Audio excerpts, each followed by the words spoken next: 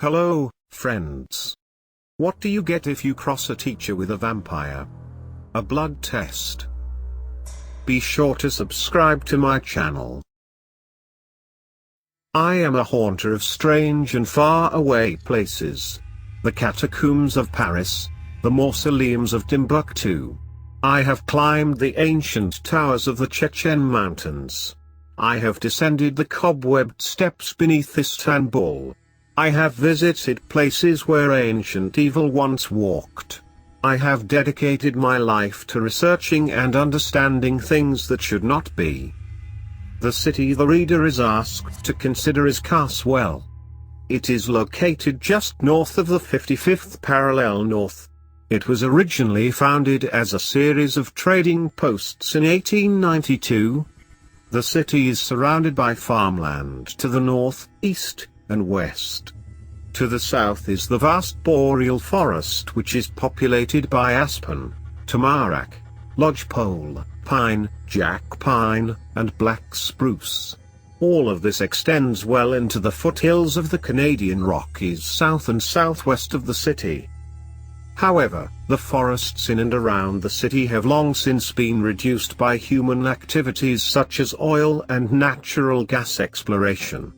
The terrain around Casswell is generally flat to gently rolling, with ravines and deep river valleys. The city is bisected by the Tuscany River, which originates in the ice fields of National Park, which is located 260 kilometers from Casswell. I journeyed to this part of the world to investigate a new cycle of vampirism. We are now at a unique point in time and space to witness such an event. I met with Audrey during the midsummer of 2012. She arranged to meet with me at the Royal Museum located in downtown Casswell. Audrey was aware of my research and discovered something that would be of interest to me. She was an archaeologist from Asheville University who was involved with a year-long excavation in National Park, Alberta, Canada. Audrey was an elderly woman with a weathered, oblong face. Her green eyes were tired and bloodshot. Her frizzy winter white hair was hastily tied up in a ponytail. Her clothes hung loosely off of her weak and frail form. Her movements were lethargic and painful. It was as if she was on sanity's edge. Her team had stumbled upon an area rich with a concentration of artifacts. The importance was clearly evident right off the bat. Her team went to the location and dug a couple of holes and uncovered archaeological materials. Spear points, arrow tips, knives, scrapers, that all would have been fastened to a wood or bone handle. Her team was pulling this stuff up in chunks of boreal loam every time they put a shovel into the ground. Ancient nomadic people frequented this area about 12,000 years ago when the glaciers were gradually retreating. Further exploration of the surrounding area revealed a stone circle in the center of a field overgrown with beautiful sunflowers. It was constructed by the ancients thousands of years ago. It was a medicine wheel that had an astronomical significance. It was an observatory that was built specifically to point to the sunrise and sunset of both summer and winter solstices. It also marked the positions on the horizon of the helical risings of certain bright stars such as Aldebaran, Sirius, and Rigel. Audrey had noticed a patch of turf was gone, perhaps removed by an animal. She decided to probe the soil for evidence of artifacts. She began scraping away the earth. A portion of soil collapsed inward, revealing a small cavity. There was indeed a small object within the niche. A figurine that stood 30 centimeters tall, 5 centimeters wide, and 5 centimeters thick. It was a zoomorphic sculpture. It seemed to be a sort of primeval monster, or a symbol representing ancient people's interpretation of such a thing. It had a vague overall human form with the head of a panther, membranous wings, and a serpentine tail. The statue displayed a curious gesture with its right hand. The thumb and little finger contact one another while the first, middle, and the third fingers remain straight. It was carved out of ivory from the tusk of a woolly mammoth. Radiocarbon dating determined it to be 10,000 years old. The trouble began, however, right after Audrey made physical contact with the figurine. First, she heard what sounded like a low ringing noise in her ears, like tinnitus. It would gradually begin to rise with intensity and volume until it changed into a sort of desolate and threatening cry. It sounded like a man and something else. It had a quality of what could only be described as infinite distance. Intrusive thoughts began to harass her. A series of images formed in her mind. She saw a vast expanse at night time. The stars were prominent in the inky abyss that was the sky. Nearby trees gently swayed from a cool breeze, and she saw a field of sunflowers surrounding a circle of cyclopean stones. It was the medicine wheel. A shuffling sound caught her attention.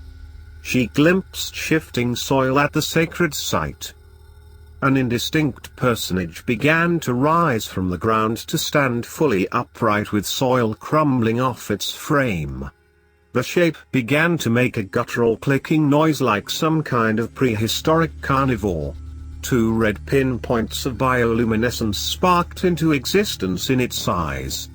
The form raised its right hand and touched the tips of its thumb and little finger while keeping the other fingers straight. The spectral shape spoke to her with a demonic voice. "I see you." From her colleagues' perspectives, they thought she was having a heat stroke or something of that nature. She would snap out of this state and collapse to her knees, her mind reeling. The things Audrey said would make little sense at first. But in the back of my mind, the memory of the demon monk would return to me. The bronze amulet I discovered in the permafrost of the Tibetan plateau. In that position of time and space, I would become momentarily entangled with an ancient evil. Immediately afterward, a strong gust of wind would kick up dirt and dust, nearly knocking her over. The burst of wind shook the trees and the field of sunflowers. After that day, Audrey would never feel alone. She would hear incomprehensible whispering in her ears. Sometimes, she would hear footsteps directly behind her. She would turn around only to find nobody there. She felt as if she became trapped in a spider web, and she was overwhelmed by depression and fear. Soon she would start seeing movement in her peripheral vision, dark shapes starting back and forth, and yet again nothing was there. Faces would appear in the windows of her home, forcing her to close all the blinds and curtains. Her phone would ring, and on the other end would be disembodied gibberish and static. When she looked at the caller display, no identification would appear. Audrey went to see the doctor and was given a prescription to calm her nerves and to help her relax. For a time, the prescription helped ease her anxiety, allowing her to focus. She felt it deep within her mind that these strange occurrences were not psychological and that something was truly happening to her. That's when she contacted me. Audrey brought with her a dusty olive knapsack. Inside it was the accursed figurine wrapped in a towel. She told me not to touch the nameless statue with my bare hands. She explained to me that everyone who handled the figurine was found brutally murdered. The cause of death was exsanguination. Afterward, their necks were brutally snapped or their heads crushed by some unknowable strength. She handed me the knapsack and told me to lock the artifact somewhere safe. She walked away from me with her head hung low, leaving me alone on the upper level of the dinosaur exhibit overlooking a massive brontosaurus skeleton. My attempts to contact her ended fruitlessly. Her colleagues told me she had gone missing. I questioned them if she said anything. They told me that she was speaking about strange things, ranting about shadows watching and the spirit of the lonely places. I felt my heart sink into my stomach. 1 week later, the mutilated remains of a female washed up onto the bank of Tuscany River with deep puncture marks on her body. The majority of her blood was missing. Her head was hanging on only by a few shreds of muscle tissue. Her mouth was full of sand and stones. Her teeth and jaws smashed to bits. Further investigation revealed that her remains were infested with an unknown species of protozoa. She suffered the same fate as those who handled the figurine. And just as the same, she too was shipped off to the CDC because of the mysterious biological contamination. Audrey had been visited by the wrath of the quantum vampire.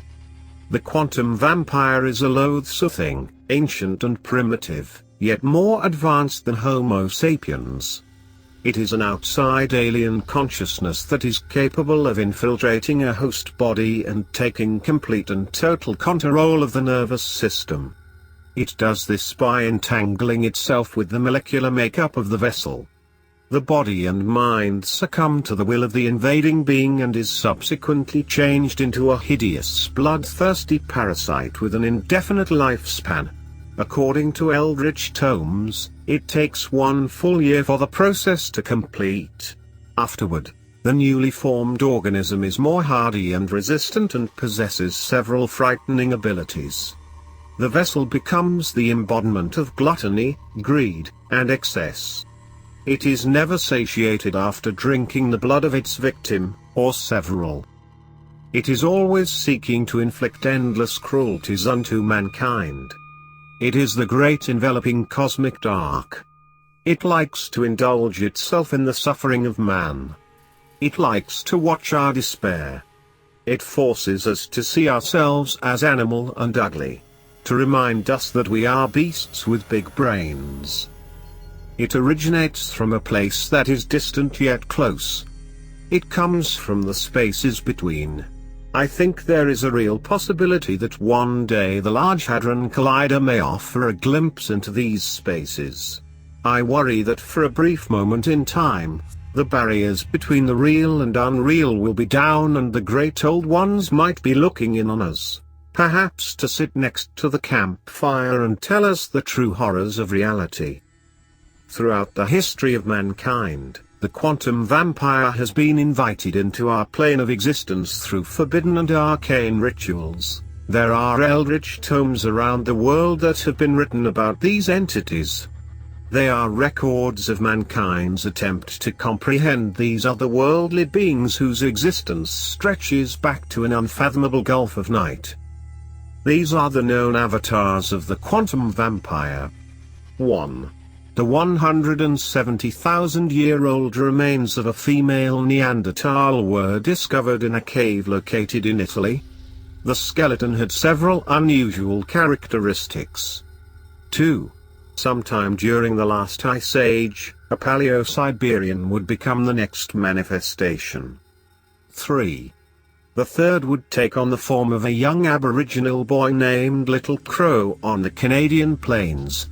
I believe the legend of the Wendigo was inspired by the creature. 4. During the 13th dynasty of Egypt, a pharaoh willingly summoned the being into himself to gain everlasting life. He was defeated by the Egyptian army. They decapitated him, dismembered his body and burned him to ash. To their horror, the entity was released from the pharaoh's body and was carried away by the wind to seek another host. 5.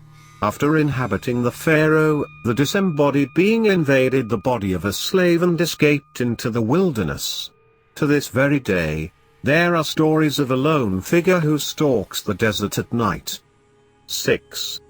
The daughter of a Praetorian guard was bitten by a cloaked fiend. She would go on to terrorize the Roman Empire. 7. A Greek astronomer who was suspected of being a sorcerer inadvertently became the vessel for the quantum vampire. 8. During the Middle Ages, the people of Central Asia were tormented by the so-called demon monk. I would have a horrific experience with the fiend on the Tibetan plateau as a child in the year 1988. 9. The southern uplands of Scotland is said to be the hunting grounds of a druid with black eyes and a torn mouth with jagged teeth. 10. There are legends of an Aztec priestess who fed on the blood of children during the night. 11. Near the Big Cypress Swamp is an ancient burial ground that is said to be the lair of a female native warrior that drinks the blood of those who dare to trespass. 12. A Polish priest who strayed from his beliefs sought out a new supreme being during the Age of Discovery. He made a black pilgrimage into the Carpathian Mountains seeking a new lord and found it. Incident at Gemini Lake. A young woman named Tara has spent the last several months seeking treatment for PTSD and depression at the Zenith Center for Mental Health just an hour's drive west from Casswell. I was granted permission to interview her. This is her experience. We had an Indian summer in the autumn of 2012. Imagine 28.9 degrees Celsius around this part of the country in the middle of October. That doesn't happen very often. I, Emma, Dalton, and Rusty all piled into the Subaru Outback and made the 40-minute drive to Gemini Lake for one last dip in the water before the cold. The lake was abandoned at this time of the year and we had the place to ourselves. It was ideal. There was still some light in the sky when we arrived. Dalton barely brought the car to a stop when Emma yanked off her hoodie and cracked open a beer. Dalton let Rusty jump out onto the sand as he lit up a smoke. The sunset behind Sentinel Mountain was such a beautiful sight. The way the light trickled on the water. On the lake, I could see a flock of common loon preparing for their winter migration. The black and white tuxedo birds indifferent to our presence. Have you ever heard the haunting call of the loon? It travels for a long distance. It sends shivers down my spine every time I hear it. We were all transfixed to the song on the lake. I spotted something just a bit down further on the lake shore. I pointed it out and made our way down to take a closer look. It was just a stack of flat stones. From the way it was piled, it kind of resembled a human figure with its arms stretched out facing the lake. There was something wrapped around it. I knelt down next to the stone pile and picked it up. It was an old necklace made of bird skulls. They looked like they came from crows. It was something an indigenous person might have worn a long time ago. Rusty was circling it with intense curiosity, sniffing it and wagging his tail. I pocketed the bone necklace. Finders keepers. Dalton turned to face me with a weird smirk on his face. Halloween is going to be here in a few weeks, you know. Emma punched Dalton on the shoulder and laughed. Rusty jumped up on his hind legs and playfully pawed at Dalton with his forelegs. Emma motioned towards the lake with her can of beer. Maybe some weirdo in a hockey mask is gonna jump out of the lake and hack us to pieces with a machete. Dalton flicked his cigarette butt out onto the water and grabbed a beer from the cooler. He took a long swig of it and let out a burp. If anyone even thinks about messing with you girls out here, I'll tear his fucking dick off. Dalton knocked over the stone man with his foot and chugged down the rest of his beer. Just then a breeze of wind came out of nowhere. I thought nothing of it until it became a sudden gust that nearly knocked me over. All of the trees swayed in the wind, causing the dry autumn leaves to crumble off the branches. And just as fast as the wind came, it stopped. Rusty froze in place and perked up his ears. It was as if he heard something that we could not. In fact, everything became quiet, even the song of the loons stopped. Rusty began to whine and whimper, tucking his tail between his legs. He was spooked by something. That's when he started digging into the sand with his paws and pushing it aside with his nose. Rusty bit down onto something with his teeth and yanked out an object of some sort. It was an old and cracked leather wallet. He brought it to Dalton. "Would you look at that? Good boy." Dalton brushed off the remaining sand and opened up the wallet. He pulled out crumbling banknotes and some coins. There was also a driver's license. Dalton examined it. "Looks like a Mr. Jacob Wingate forgot to take his wallet, poor sucker." Emma grabbed the license from Dalton's hands and took a look for herself. "I thought that name sounded familiar. Wasn't he the guy that went missing just a while ago? My dad was part of the search team looking for him." Emma put the license back into the wallet and placed it next to the knocked-over stone man. She had a weird look on her face. I had never seen her look so nervous before. We stripped down to our swimwear and raced down the wooden dock with Rusty not far behind. Although I noticed something strange about him, he kept pausing to look back at the trees. Dalton was the first to jump off the dock and dived right into the lapping water. I can remember his screaming. "Holy fucking hell, I can feel my balls pull right up into me."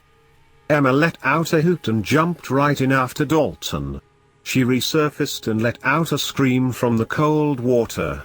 I stood on the edge of the dock with my arms crossed, hesitating.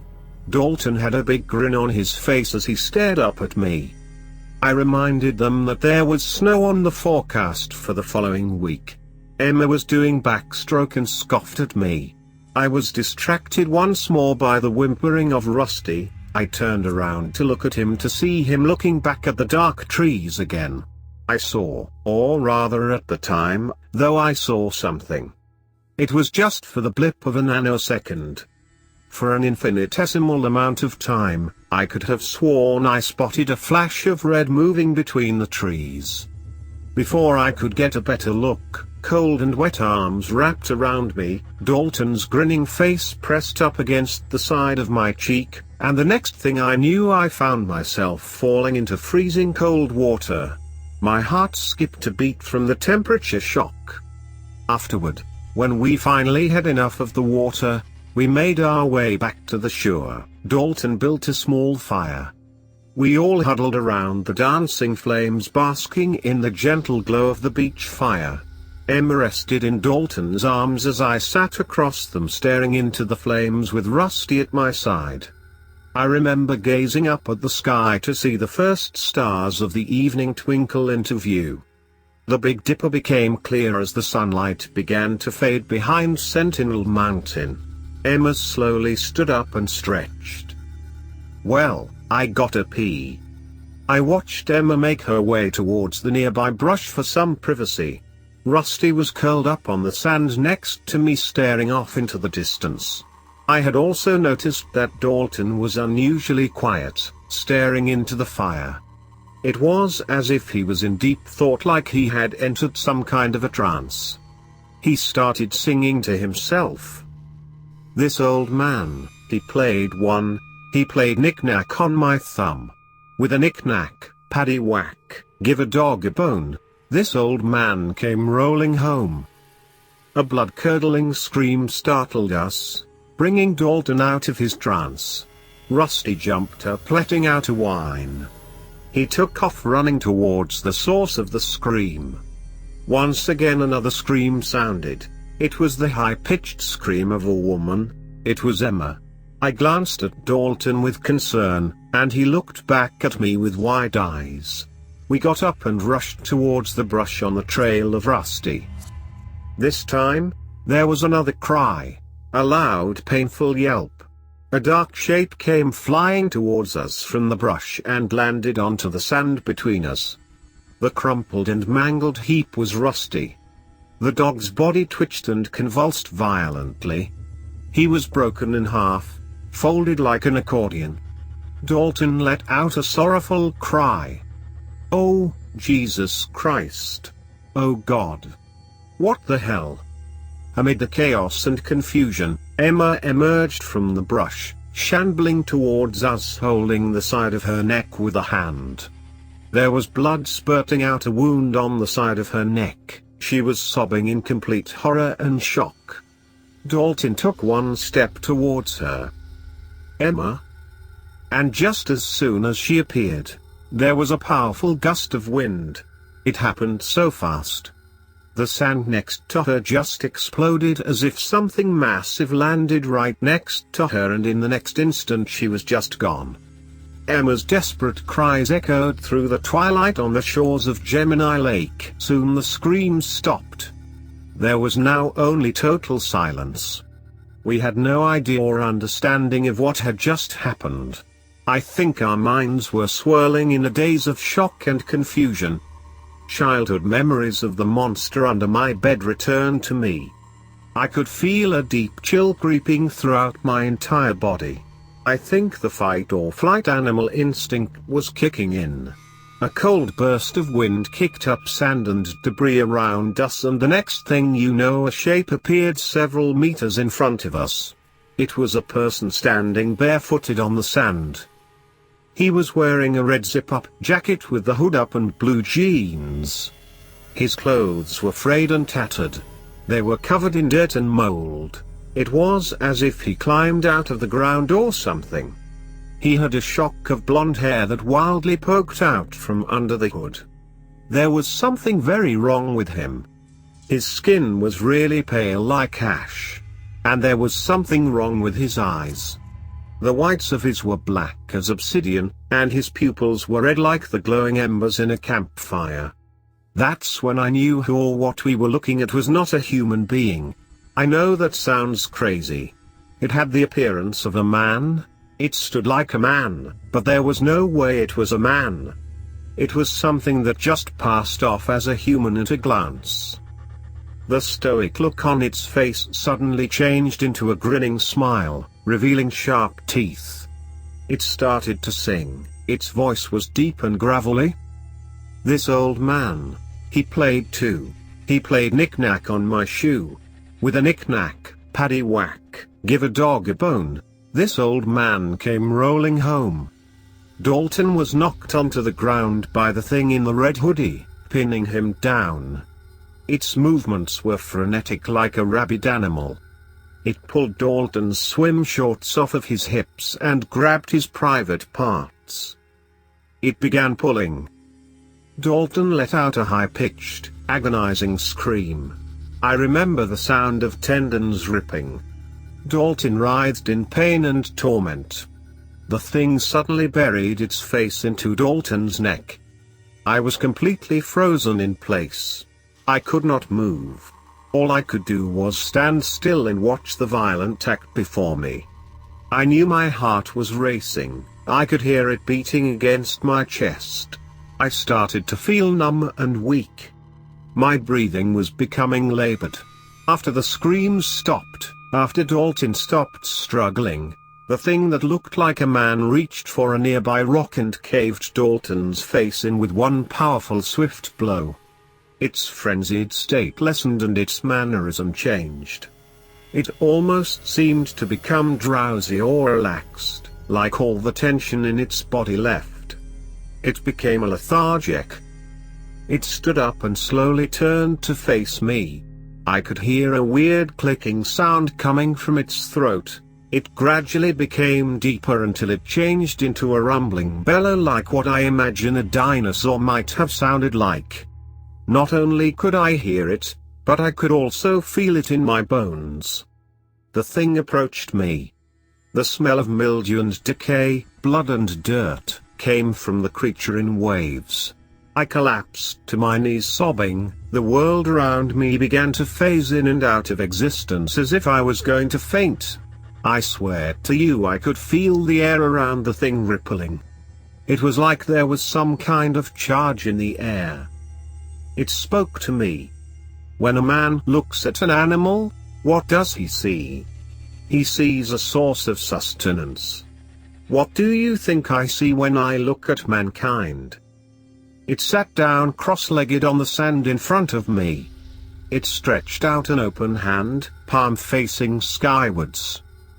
You took something that is mine. The thing was referring to the bone necklace that we found on the pile of rocks. The stone man. I reached a trembling hand into my pocket and retrieved the bone jewelry and handed it over. The creature put the necklace on, the crow skulls resting on its chest. It spoke once more. "How fortunate for you. I am allowing you to go on and live a long happy life until you return to ash and dust. But never forget that I am everywhere and everything here is mine. I am the land. I am the wind. I am the trees and animals. I am everlasting." In the blink of an eye, it was gone. I was all alone on the beach of Gemini Lake. The music of the common loon began to resonate across the lake once again, like a coffin choir for my dead friends. Those aquatic birds with red eyes that were witness to the events that occurred on the sand. I gazed up at the sky with teary eyes and caught sight of the northern lights rippling and dancing across the night sky. People still remember that year when a young woman was found wandering alongside the highway 3 days later, so deranged by what she encountered that she had to be committed. Urban legends have sprung up among the youth living in the region. The Thing in Red, Johnny Angel, and the Casswell Ghoul are just some of the nicknames given to the being. Nobody wants to admit it, but there is an air about the place. Something beyond our comprehension has been going on for a long time, and things are only going to get worse. I asked Tara if she could take a look at a picture. She agreed. I withdrew a missing person poster and presented it to her. Missing. Jacob Wingate, age 23, was last seen around 9 p.m. on October 28, 2011 at Casswell Public Library. He was leaving the parking lot driving a blue 1977 Pontiac Ventura. He is 6 feet 1 inch tall, weighs approximately 198 pounds, has blue eyes and blonde hair. He was wearing a bright red hoodie with blue jeans. Anyone with information should contact the Casswell RCMP detachment or make up a County dispatch or call 911 if seen. The expression that formed on Tara's face was one of abject horror,